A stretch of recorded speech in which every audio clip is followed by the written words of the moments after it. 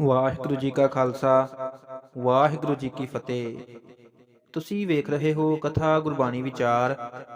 ਪਿਆਰੀ ਸਾਧ ਸੰਗਤ ਜੀ, ਸ੍ਰੀ ਗੁਰੂ ਗੋਬਿੰਦ ਸਿੰਘ ਜੀ ਦਾ ਜੀਵਨ ਬਿਰਤਾਂਤ ਅੱਗੇ ਵਧਾਉਂਦੇ ਹੋਏ ਅਨੰਦਪੁਰ ਪਹੁੰਚਣ ਤੋਂ 2 ਕੁ ਸਾਲ ਪਿੱਛੋਂ ਸ੍ਰੀ ਗੁਰੂ ਤੇਗ ਬਹਾਦਰ ਜੀ ਨੇ ਇੱਕ ਸਿੱਖ ਨੂੰ ਪਟਨੇ ਭੇਜਿਆ ਕਿ ਸਾਹਿਬਜ਼ਾਦਾ ਜੀ ਨੂੰ ਪਰਿਵਾਰ ਸਹਿਤ ਅਨੰਦਪੁਰ ਲੈ ਆਓ।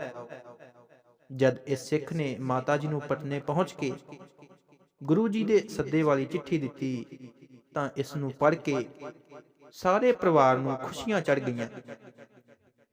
ਸਾਹਿਬਜ਼ਾਦਾ ਜੀ ਨੇ ਮਾਤਾ ਜੀ ਨੂੰ ਆਖ ਕੇ ਪੰਜਾਬ ਵੱਲ ਜਾਣ ਦੀ ਝਟਪਟ ਹੀ ਤਿਆਰੀ ਕਰ ਲਈ। ਤੁਰਨ ਦੀ ਤਿਆਰੀ ਸੁਣ ਕੇ ਪਟਨੇ ਦੀ ਸੰਗਤ ਬਹੁਤ ਉਦਾਸ ਹੋ ਗਈ।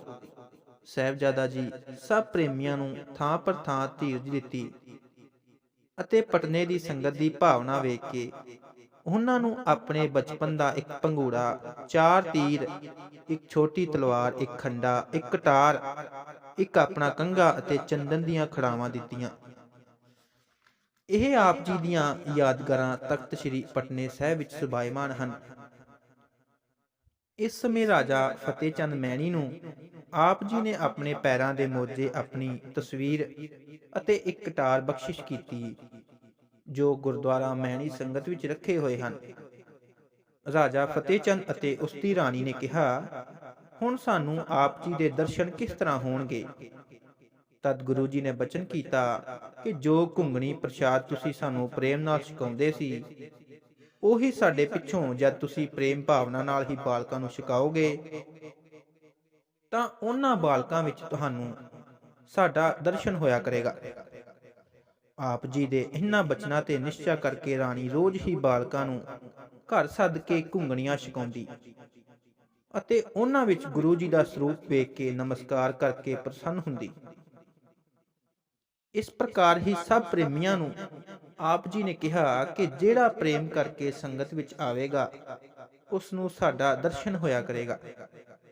ਪਟਨੇ ਤੋਂ ਪੂਰੀ ਤਿਆਰੀ ਉਪਰੰਤ ਸੰਗਤਾਂ ਨੂੰ ਥਾਂ ਪਰ ਥਾਂ ਧੀਰਜ ਦੇ ਕੇ ਆਪ ਜੀ ਨੇ ਪਹਿਲਾ ਵੱਡਾ ਪੜਾਅ ਤੀਸਰੇ ਦਿਨ ਕਾਸ਼ੀ ਆਣ ਕੇ ਕੀਤਾ। ਇੱਥੇ ਹੀ ਪੰਜਾਬ ਤੋਂ ਪਟਨੇ ਨੂੰ ਆਉਂਦੇ ਹੋਏ ਸ੍ਰੀ ਗੁਰੂ ਤੇਗ ਬਹਾਦਰ ਜੀ ਕੁਝ ਸਮਾਂ ਠਹਿਰੇ ਸਨ। ਇਸ ਅਸਥਾਨ ਦੇ ਗੁਰਦੁਆਰੇ ਦਾ ਨਾਮ ਗੁਰਦੁਆਰਾ ਬੜੀ ਸੰਗਤ ਹੈ। ਸ੍ਰੀ ਗੁਰੂ ਤੇਗ ਬਹਾਦਰ ਜੀ ਦਾ ਚੋਲਾ ਅਤੇ ਸਾਹਿਬਜ਼ਾਦੇ ਜੀ ਦੇ ਪੈਰਾਂ ਦਾ ਜੋੜਾ ਇੱਥੇ ਸੰਗਤਾਂ ਦੇ ਦਰਸ਼ਨ ਵਾਸਤੇ ਰੱਖੇ ਹੋਏ ਹਨ। ਪੋਹ ਸੁਦੀ ਸਪਤਮੀ ਨੂੰ ਇੱਥੇ ਬੜਾ ਵੱਡਾ ਮੇਲਾ ਲੱਗਦਾ ਹੈ। ਕਾਸ਼ੀ ਦੀਆਂ ਸੰਗਤਾਂ ਨੂੰ ਖੁਸ਼ੀਆਂ ਬਖਸ਼ਿਸ਼ ਕਰਕੇ ਆਪ ਜੀ ਪ੍ਰਯਾਗਰਾਜ ਆਦਿ ਤੀਰਥਾਂ ਤੋਂ ਹੁੰਦੇ ਹੋਏ ਸਤ ਧਰਮ ਦਾ ਉਪਦੇਸ਼ ਦਿੰਦੇ ਹੋਏ ਪਹਿਲਾਂ ਅਯੋਧਿਆ ਪਹੁੰਚੇ।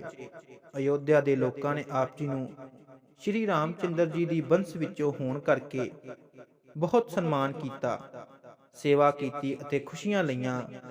ਅਯੋਧਿਆ ਤੋਂ ਚੱਲ ਕੇ ਆਪ ਜੀ ਹਰਿਦੁਆਰ ਮਾਇਆਪੁਰੀ ਆਏ।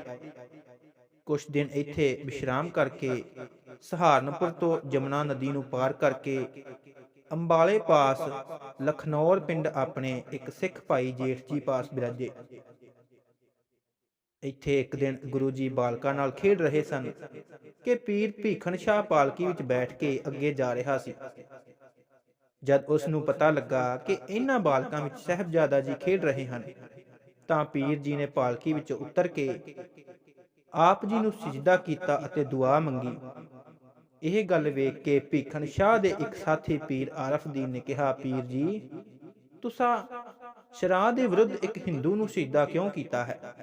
ਭੀਖਣ ਸ਼ਾਹ ਨੇ ਕਿਹਾ, ਤੁਸੀਂ ਨਹੀਂ ਜਾਣਦੇ ਇਹ ਕੌਣ ਹਨ। ਜਦ ਸਾਰੇ ਪੀਰ ਪੈਗੰਬਰ ਦਰਗਾਹ ਵਿੱਚ ਜਾਂਦੇ ਹਨ ਤਾਂ ਇਹ ਗੁਰੂ ਨਾਨਕ ਸਾਹਿਬ ਦੀ ਗੱਦੇ ਵਾਲੇ ਦਰਗਾਹ ਦੇ ਦਰਵਾਜ਼ੇ ਵਿੱਚ ਖੜੇ ਹੁੰਦੇ ਹਨ। ਸਭ ਦੀ ਗੱਲ ਸੁਣ ਕੇ ਉਸ ਨੂੰ ਦਰਗਾਹ ਵਿੱਚ ਖੁਦਾ ਦੇ ਹੁਕਮ ਨਾਲ ਪ੍ਰਵੇਸ਼ ਕਰਾਉਂਦੇ ਹਨ। ਇਹ ਜਾਮਾ ਧਰਮ ਦੇ ਸੁਧਾਰ ਅਤੇ ਜ਼ੋਰ ਜ਼ੁਲਮ ਦਾ ਨਾਸ਼ ਕਰਨ ਵਾਸਤੇ ਆਇਆ ਹੈ। ਸਭ ਪੀਰਾਂ ਪੈਗੰਬਰਾਂ ਨੂੰ ਇਹਨਾਂ ਨਾਲ ਕੰਮ ਕਰਨਾ ਪੈਂਦਾ ਹੈ। ਮੈਂ ਇਸ ਕਰਕੇ ਇਹਨਾਂ ਨੂੰ ਸਿਜਦਾ ਕੀਤਾ ਹੈ। ਲਖਨੌਰ ਵਿੱਚ ਜਦ ਕੁਝ ਸਮਾਂ ਬੀਤ ਗਿਆ ਤਾਂ ਸ੍ਰੀ ਗੁਰੂ ਤੇਗ ਬਹਾਦਰ ਜੀ ਨੇ ਆਪ ਜੀ ਨੂੰ ਅਨੰਦਪੁਰ ਬੁਲਾ ਲਿਆ। ਮਾਮਾ ਕਿਰਪਾਲ ਜੀ, ਵੱਡੀ ਮਾਤਾ ਨਾਨਕੀ ਜੀ ਅਤੇ ਮਾਤਾ ਗੁਜਰੀ ਜੀ ਨਾਲ ਆਪ ਜੀ ਅਨੰਦਪੁਰ ਪਹੁੰਚ ਗਏ। ਸਾਹਿਬਜ਼ਾਦੇ ਦਾ ਆਉਣਾ ਸੁਣ ਕੇ ਸਭ ਸੰਗਤਾਂ ਸਿੱਖ ਸੇਵਕ ਹੁਮ ਹੁਮਾ ਕੇ ਆਪ ਜੀ ਦੇ ਦਰਸ਼ਨ ਕਰਨ ਵਾਸਤੇ ਆਏ। ਸ੍ਰੀ ਗੁਰੂ ਤੇਗ ਬਹਾਦਰ ਜੀ ਨੇ ਸੰਗਤਾਂ ਵਾਸਤੇ ਬਹੁਤ ਲੰਗਰ ਲਗਾ ਦਿੱਤੇ। ਆਨੰਦਪੁਰ ਵਿੱਚ ਦੀਪਮਾਲਾ ਹੋਈ ਅਤੇ ਕੜਾਹ ਪ੍ਰਸ਼ਾਦ ਦੀਆਂ ਤੇਗਾਂ ਕਰਕੇ ਖੁੱਲੇ ਗੱਫੇ ਵਰਤਾਏ ਗਏ। ਘਰ ਘਰ ਵਿੱਚ ਖੁਸ਼ੀਆਂ ਮਨਾਈਆਂ ਗਈਆਂ। ਸਾਹਿਬਜ਼ਾਦੇ ਦਾ ਆਉਣਾ ਸੁਣ ਕੇ ਦੂਰ ਨੇੜੇ ਦੀਆਂ ਸੰਗਤਾਂ ਬੜੇ ਪ੍ਰੇਮ ਨਾਲ ਭੇਟਾ ਲੈ ਕੇ ਦਰਸ਼ਨ ਕਰਨ ਆਉਂਦੀਆਂ ਅਤੇ ਆਪ ਜੀ ਦਾ ਸੁੰਦਰ ਸਰੂਪ ਵੇਖ ਕੇ ਸ਼ਲਾਘਾ ਕਰਦੀਆਂ। ਆਨੰਦਪੁਰ ਦਿਨ ਪ੍ਰਤੀ ਦਿਨ ਮੇਲਾ ਲੱਗਾ ਰਹਿੰਦਾ।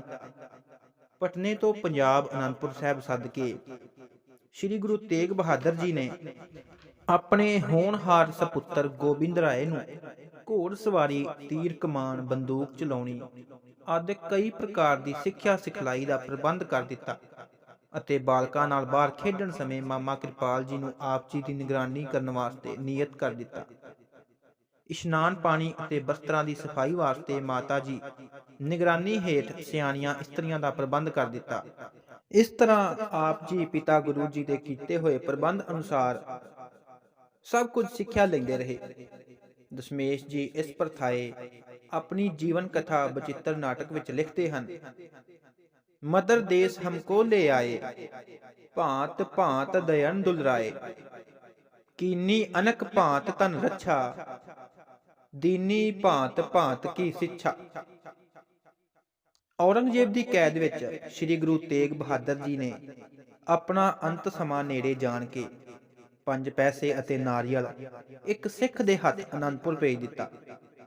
ਗੁਰਤਾ ਗੱਦੀ ਆਪਣੇ ਸਾਹਿਬਜ਼ਾਦੇ ਸ੍ਰੀ ਗੋਬਿੰਦ ਸਿੰਘ ਜੀ ਨੂੰ ਦੇ ਦਿੱਤੀ ਗਈ, ਪਰੰਤੂ ਗੁਰਗੱਦੀ ਉੱਤੇ ਬੈਠਣ ਦੀ ਪੂਰੀ ਮਰਿਆਦਾ ਸ੍ਰੀ ਗੁਰੂ ਤੇਗ ਬਹਾਦਰ ਜੀ ਦੇ ਅੰਤਮ ਸੰਸਕਾਰ ਕਰਨ ਉਪਰੰਤ 12 ਮੱਘਰ ਸੰਮਤ 1732 ਨੂੰ ਕੀਤੀ ਗਈ। ਇਸ ਸਮੇਂ ਬਾਬਾ ਬੁੱਢਾ ਜੀ ਤੋਂ 5ਵੀਂ ਪੀੜ੍ਹੀ, ਉਹਨਾਂ ਦੇ ਪੜਪੋਤੇ ਬਾਬਾ ਰਾਮ ਸਿੰਘ, ਕੋਇਰ ਬਾਬਾ ਗੁਰਬਖਸ਼ ਸਿੰਘ ਜੀ ਨੇ ਆਪ ਜੀ ਨੂੰ ਗੁਰਗੱਦੀ ਦਾ ਤਿਲਕ ਲਾ ਕੇ ਗੁਰਿਆਈ ਦੀ ਮਰਿਆਦਾ ਸੰਪੂਰਨ ਕੀਤੀ। ਉਪਰੰਤ ਸੰਗਤਾਂ ਨੇ ਆਪੋ ਆਪਣੀਆਂ ਭੇਟਾਂ ਅਰਪਣ ਕਰਕੇ ਨਮਸਕਾਰ ਕੀਤੀਆਂ। ਆਪ ਜੀ ਨੇ ਗੁਰਗੱਦੀ ਉੱਤੇ ਬੈਠ ਕੇ ਆਪਣੇ ਬਾਬੇ ਸ੍ਰੀ ਗੁਰੂ ਹਰਗੋਬਿੰਦ ਜੀ ਦੀ ਤਰ੍ਹਾਂ ਮੀਰੀ ਪੀਰੀ ਦੋਹਾਂ ਕੰਮਾਂ ਨੂੰ ਅਪਣਾ ਲਿਆ। ਚੰਗੇ ਯੋਧੇ ਸ਼ਸਤਰ ਅਤੇ ਘੋੜੇ ਆਪਣੇ ਪਾਸ ਇਕੱਠੇ ਕਰਨੇ ਆਰੰਭ ਕਰ ਦਿੱਤੇ। ਬੀਬੀ ਵੀਰੋ ਦੇ 5 ਪੁੱਤਰ, ਬਾਬਾ ਸੂਰਜਮਲ ਜੀ ਦੇ 2 ਪੋਤਰੇ ਅਤੇ ਸ੍ਰੀ ਗੁਰੂ ਹਰਗੋਬਿੰਦ ਜੀ ਦੇ ਪ੍ਰੋਹਤ ਦਾ ਪੁੱਤਰ ਦਇਆਨੰਦ ਆਦਿਕ ਯੋਧੇ ਸਤਿਗੁਰੂ ਜੀ ਪਾਸ ਆਨੰਦਪੁਰ ਹੀ ਰਹਿਣ ਲੱਗੇ। ਸਤਿਗੁਰੂ ਜੀ ਇਹਨਾਂ ਨਾਲ ਮਿਲ ਕੇ ਨਿਤਾ ਪ੍ਰਤੀ ਸ਼ਸਤਰ ਵਿਦਿਆ ਦਾ ਅਤੇ ਘੋੜੇ ਦੀ ਸਵਾਰੀ ਦਾ ਅਭਿਆਸ ਕਰਦੇ ਰਹਿੰਦੇ।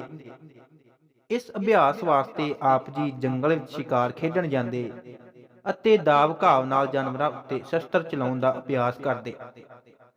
ਇਸ ਦੇ ਨਾਲ ਹੀ ਆਪ ਜੀ ਗੁਰੂ ਘਰ ਦੀ ਮਰਿਆਦਾ ਅਨੁਸਾਰ ਸਿੱਖ ਸੇਵਕਾਂ ਨੂੰ ਸਤਨਾਮ ਦੇ ਉਪਦੇਸ਼ ਦੁਆਰਾ ਨਿਹਾਲ ਵੀ ਕਰਦੇ। ਬਚਿੱਤਰ ਨਾਟਕ ਵਿੱਚ ਆਪ ਜੀ ਲਿਖਦੇ ਹਨ, ਰਾਜ ਸਾਜ ਹਮ ਪਰ ਜਬ ਆਇਓ, ਜਥਾ ਸ਼ਕਤ ਤਬ ਧਰਮ ਚਲਾਇਓ, ਭਾਂਤ ਭਾਂਤ ਬਨ ਖੇਲ ਸ਼ਿਕਾਰਾ, ਮਾਰੇ ਰੀਛ ਰੋਜ ਚੰਖਾਰਾ। ਵਾਹਿਗੁਰੂ ਜੀ ਕਾ ਖਾਲਸਾ, ਵਾਹਿਗੁਰੂ ਜੀ ਕੀ ਫਤਿਹ।